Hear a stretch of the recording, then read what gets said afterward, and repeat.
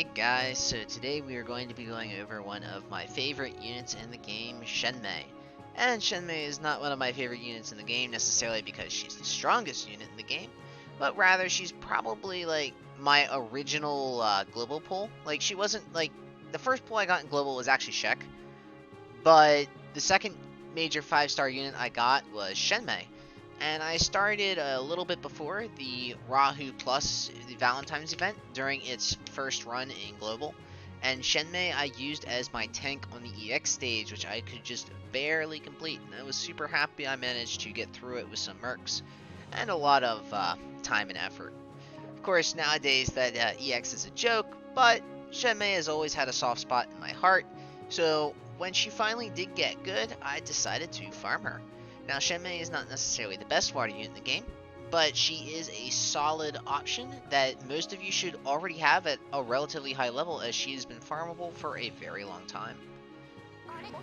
So, what change made Shenmei good? And really what it comes down to is her Kaigan and her JE. Her JE fixed her speed, and her Kaigan fixes her physical attack. She does get a lot of physical attack off of her master ability, but you guys already have her master ability, and I'm sure her damage in global seems rather underwhelming.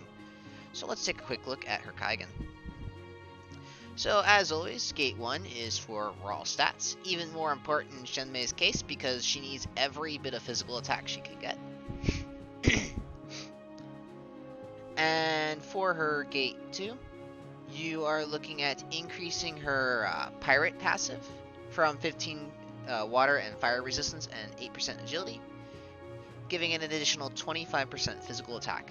This is a really big deal as Shenmei scales off of pure physical attack. And for Gate 3, you're going to want to raise this to 3. I don't have it raised to 3 right now, just because I just barely finished farming her up. But in general, you're going to want that Gate 3 up to 3 just for that one extra speed. It is actually viable to max out Shenmei's Gate 3, as she will use a leader skill that is very similar to Yoris and Shayna. So if you don't want to raise your Shayna and would rather raise your Shenmei, and you think Yoris is out of your reach, this is a good option for a Gate 3. But I don't think it's necessary, since I think Yoris is a better unit overall.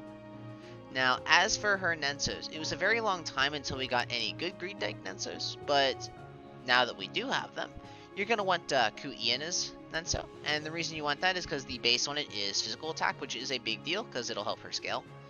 And the Greed Dyke units are going to get Slash Up, and there's a +7 slash modifier right there that she is going to benefit from. So I'm actually not sure what else she benefits from on the she can benefit from on this. I'm assuming probably not that, but either way, slash mod, physical attack, you know, there just isn't a ton of Greed Dyke options, unfortunately. So we kind of deal with what we can get. Another option is obviously using the Mayfon Halloween Nenso, but this one's even harder to get your hands on, in my opinion. It's a 24 base attack, and it's going to have HP as its group skill there. There really isn't any other good Greed Dyke options, as Lucia's Nenso is based around thunder units, not water units.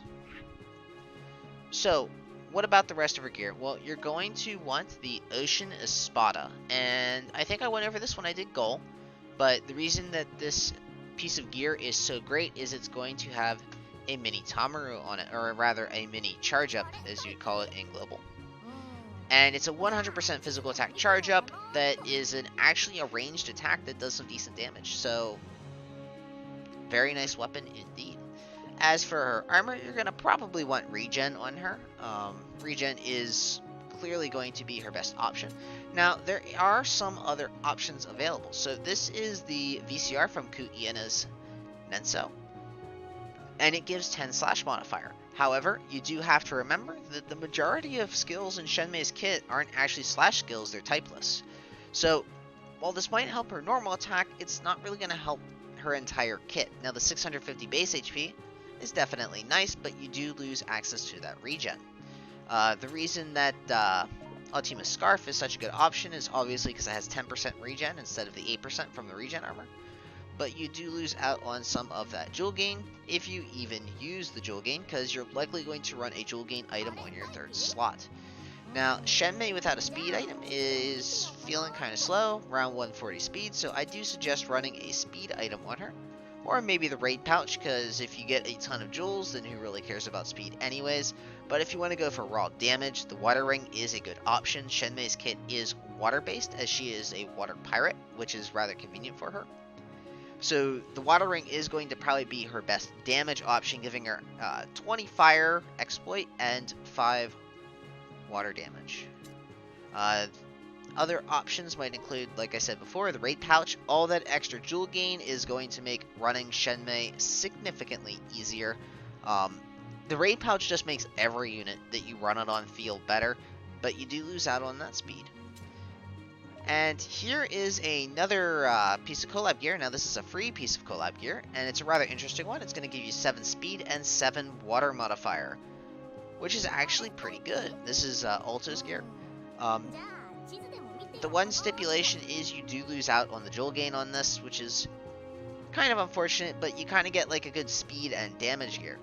Now, this is Lucia's VCR, and you're really not going to benefit from this. Technically, she does have a skill on her pirate sub that will benefit from the 10 missile modifier on this, but you'd run this mostly for the stop resistance and the plus 12 speed, mostly the plus 12 speed. I don't think it's not really necessary, but let's just face it. I mean, she's got the bells on her hair already. I think that's kind of cool that there are actual bells for female green deck units that she can use. The teacup is an option.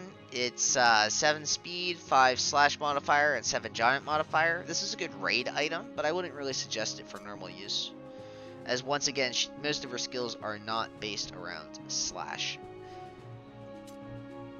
And you could always, instead of running a speed item, like run something like Teddy. But honestly, I kind of like St. Meteor on her. It gives her access to some extra jewel gain, some extra speed, and that beautiful heal that I have mentioned oh so many times on this channel.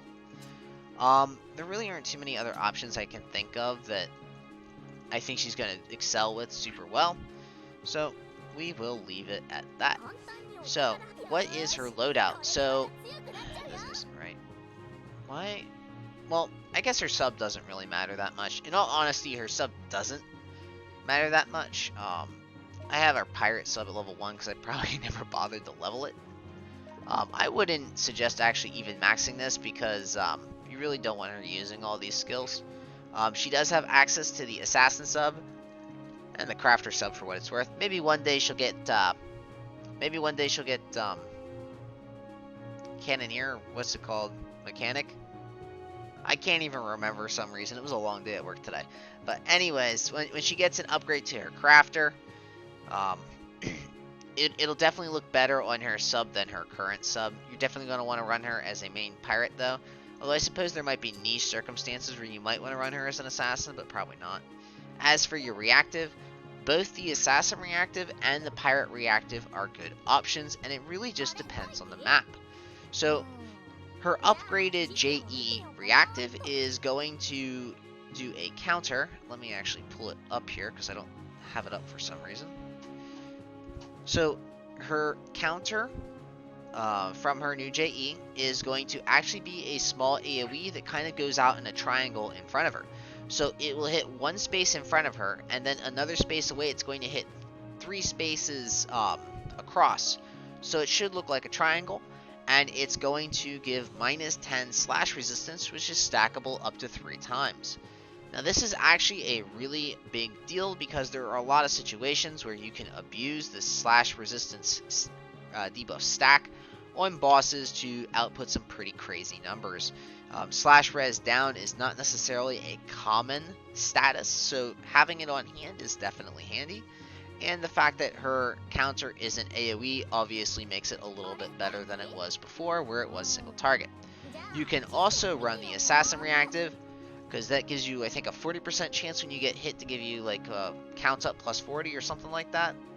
I forget what the percent chance is, but it's count plus 40, and it'll make your turn come around faster. This will make your regen armor significantly more effective, because the more turns you have with regen armor, the better. And it'll also help make up for her somewhat lackluster speed. You're obviously going to want to run your upgraded passive with the 25% physical attack, and you're going to want to probably run booster +1 for that extra speed. Although there might be situations where you might want to run extra move on her, but that is a case-by-case basis. I suppose you could also run her Evening Assassin for some extra magic resist, but I just don't really think I'd find that all that helpful. So let's go ahead and take her into a map now. See what she can do. Now, I am going to say that Shenmei is not the heaviest hitter in water. In fact, she is far from it. But what she is extremely consistent. So keep that in mind if you decide to raise her. She's not going to be able to output quite the kind of crazy numbers that Shenmei is capable of outputting. But she does output rather respectable numbers, and she does have access to a long list of supports being a water unit. She's definitely viable and definitely worth raising, especially if you already raised her some. And I do have skill effects on. Who knows, maybe this summer she'll get a Nenso skin, and my wallet will disappear again, like it did for Itsuki.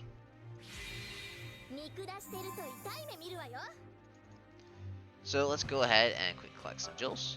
1.6k, crit for about 2k. That's actually pretty good as far as autos go.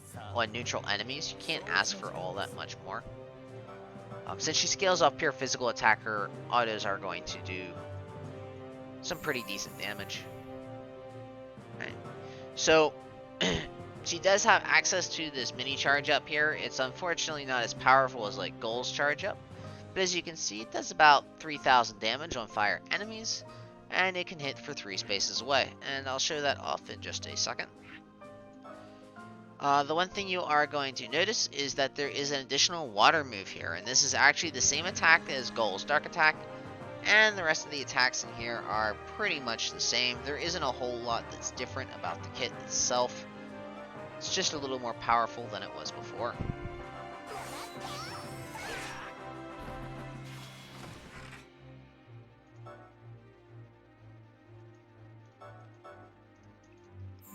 So let's go ahead and take a look at her damaging skills. So, I guess we'll start off with looking at what I think this is Anchor Throw it's going to do. So it's about 6.2k. Not bad at all.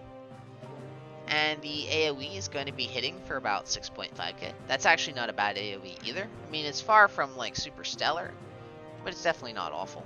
And almost 10k on her single target nuke, and that is also a drain attack in case you were wondering, so she will get some HP back for using it.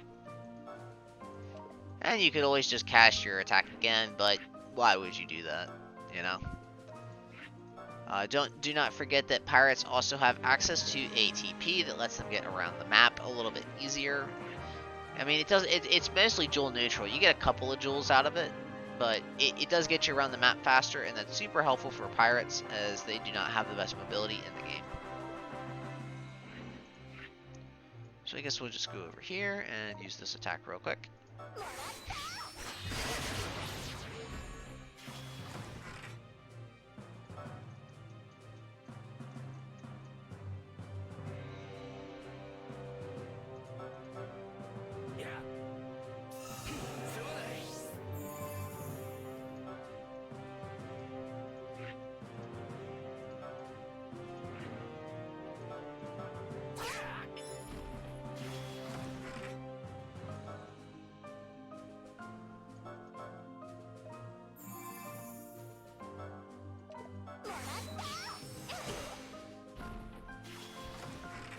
And yeah, I mean, honestly, Shenmei has not changed all that much. She's just gotten some better stats. Is she the best water unit in the game? No, she's far from it. But is she significantly better than a lot of other water units? And I'd have to say that's yes. She's a lot more consistent. She's got some rather decent HP now. And all in all, I do think that she's worth raising. If for nothing else, then I mean, look at her. She's adorable. I love Shenmei so much. I wish I had Dancer Shenmei, but I don't. But That's all I really have to say on Shenmei for now. I want to point out that the Ocean Espada is super necessary to make her work. Without it, she's just not going to be able to hit the numbers that she wants to be able to hit. Do not forget that Pirate is a great job to have on hand because of that 36 jewel attack. That's going to make it so that way enemies cannot cast status on you for a couple of turns. That's a really big deal. There are going to be some maps where it's going to be significantly easier to just cast this and bring Shenmei than to bring a Veil. In those cases, Shenmei is a great unit to have. Do not also forget that drains go through shields, so she can ignore shields too. All in all, she's not going to be as powerful as, say, Goal is, but she is powerful in her own right, and when she comes to global, she will be a much bigger powerhouse than she is now in Japan, as she has somewhat fallen off with all of the new Kaigans and Nensos. I mean, Lavina got a new Nenso, Krima got a new Nenso, Lafia got a new Nenso, Shayna has Gate 5, Lamia has a new Nenso and her job plus is updated, Isuki has a job plus and her job is updated, Yoris and Otima and Marlinus, I mean, she's just kind of outdated at this point compared to some of the other units. She is in desperate need of her Gate 5, but if her Gate 5 is good, we could very well see Shenmei back towards the top. Unfortunately, with the Pirate's kit, she will never be the top, but that's a price you pay for that adorable face. Anyways, guys, thanks for watching as always, and I will see you next time.